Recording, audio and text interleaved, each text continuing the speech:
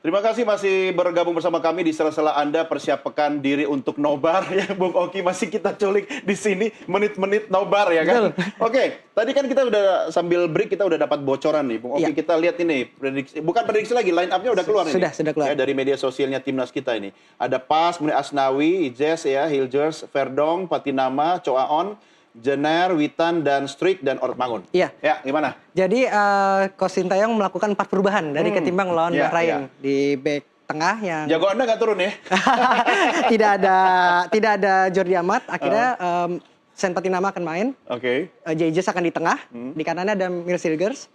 Lalu di Sandy Walsh tidak akan bermain karena cedera. Iya, Saya juga masih agak cedera. lupa tadi. Ternyata ada Asnawi ya kita. Iya, Masih ada Asnawi. Asnawi. Ya. Jadi ternyata Asnawi yang bermain. Calvin Verdong masih emang kalau Verdong saya suka banget sih main Verdong itu karena terlihat banget teknikalnya secara bagus. Lalu di tengah Tom Haya tidak main, akan digantikan oleh Nathan. Nathan itu biasa di kiri atau di tengah bisa. Jadi memang dia lalu di situ ada gelandang pengangkut airnya Ivar Jenner. Iya, Itu iya. yang membuat harusnya kita bola-bola dari Ivar Jenner itu akan lebih memutus serangan awal di China itu lewat Ivar Jenner.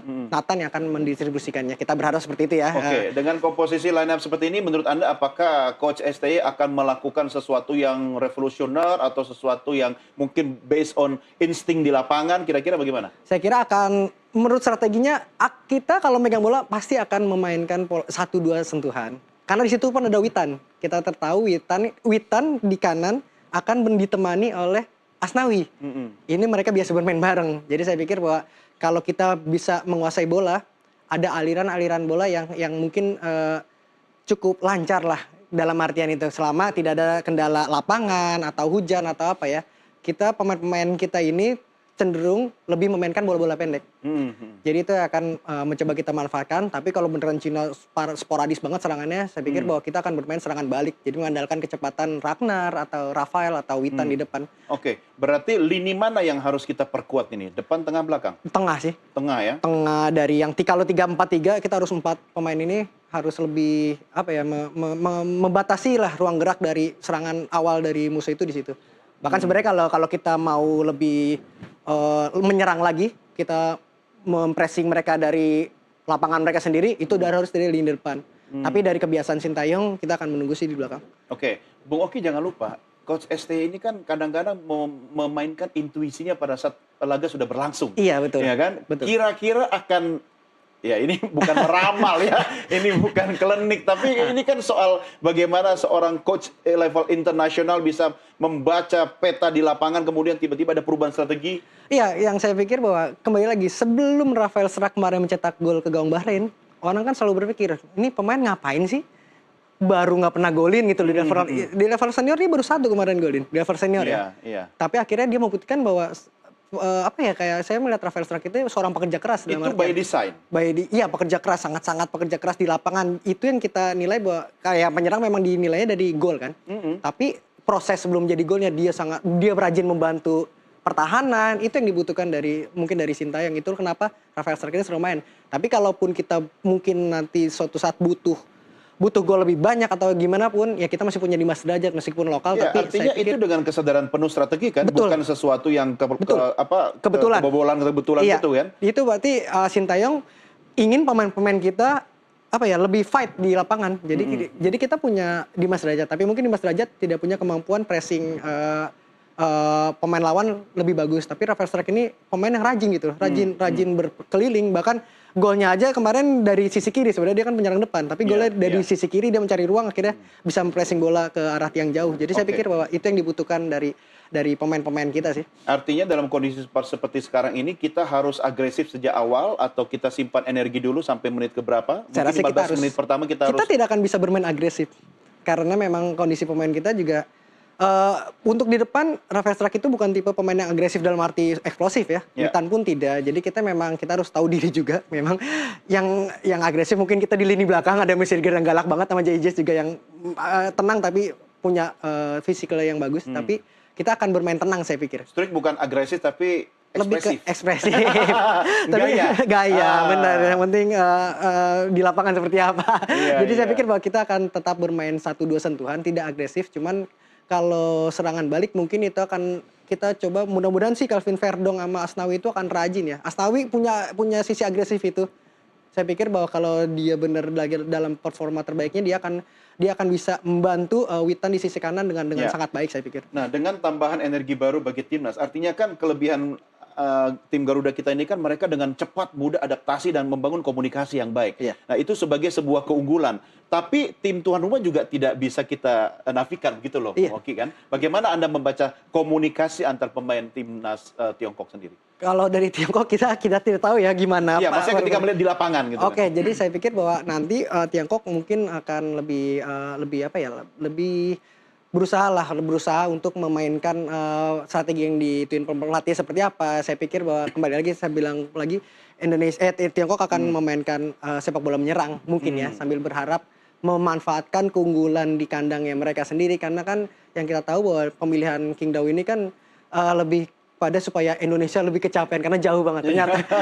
Meskipun kenyataannya padahal mereka yang akhirnya kejauhan karena mereka harus pergi dari Australia. Jadi ya itulah yang membuat mereka akan memanfaatkan sisi mentalitas kita sementara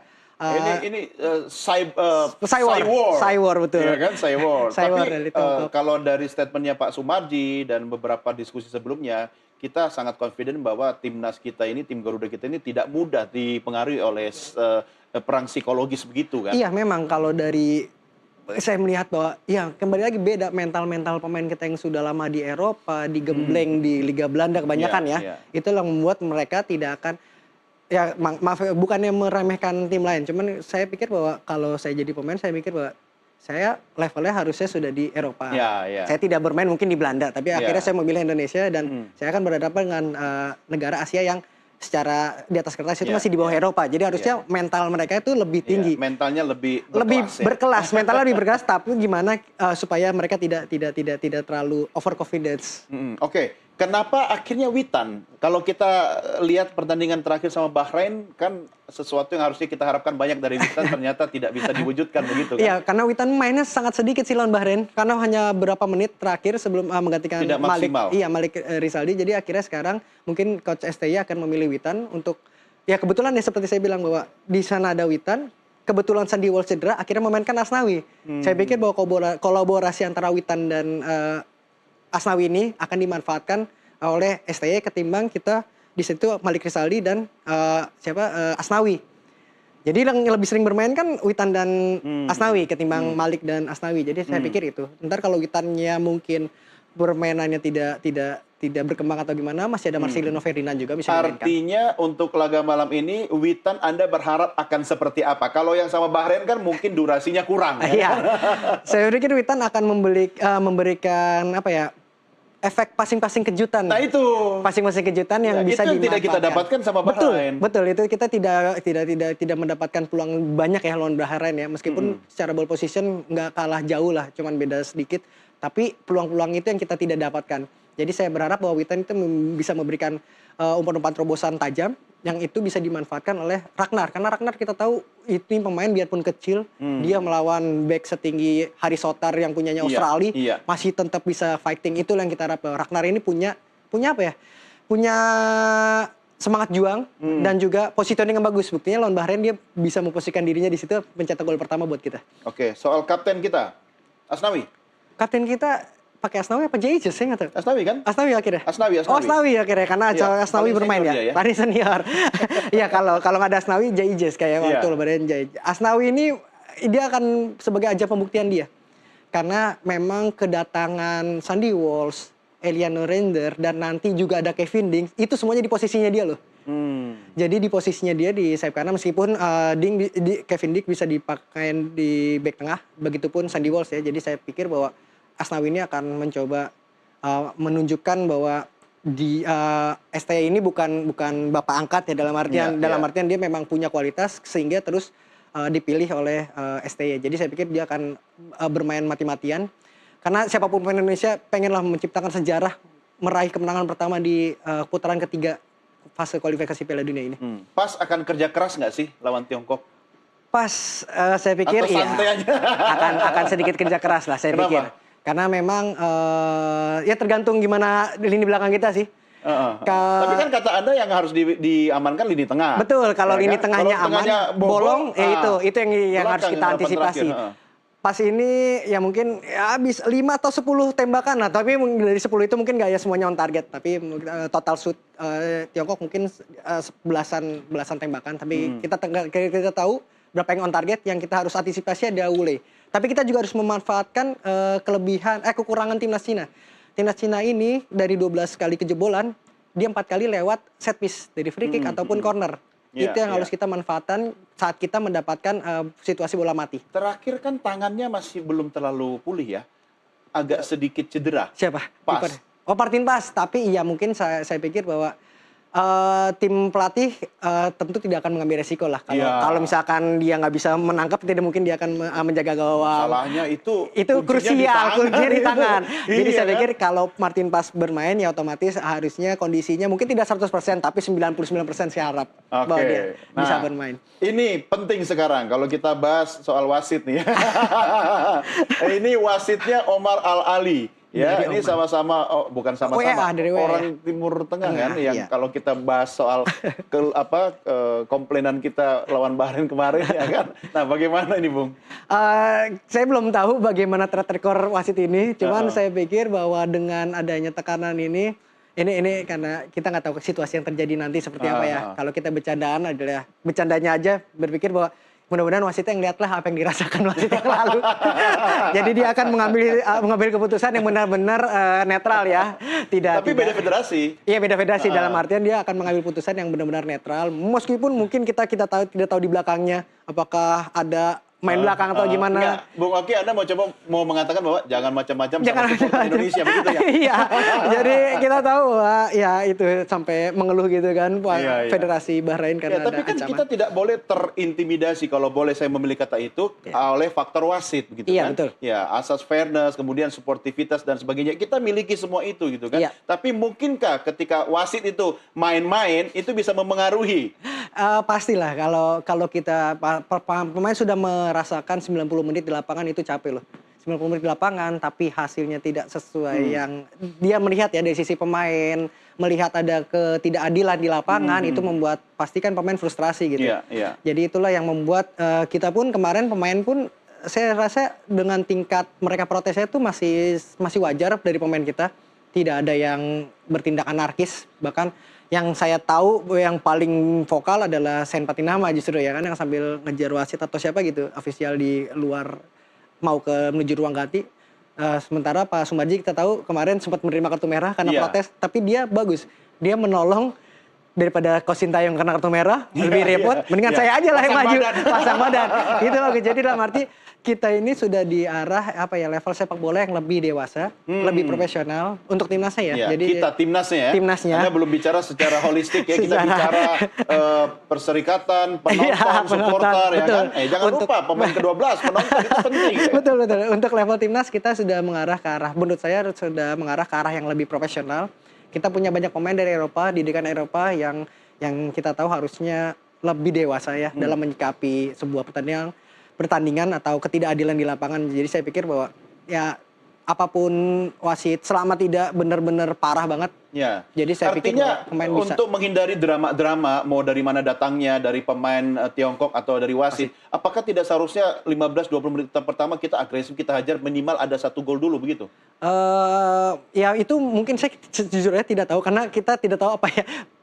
Pak Marjaya tidak mau mengasih tahu strategi apa yang membuka rahasia. Cuman kalau saya pikir bahwa dari tipikal kita bermain selama Coach Sintayong ini pasti akan sabar sih. Iya. Tapi kan 5-4-1.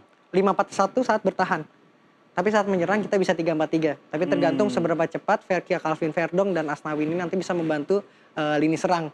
Sudah gitu kita di sini tidak ada Tom Haye. Dalam arti Tom Haye ini distributor bola. Iya ya, Tom Haye nggak ada. Iya, advance playmaker, seorang playmaker yang bisa melirikkan bola mungkin dengan lebih presisi lah ketimbang Nathan mungkin ya.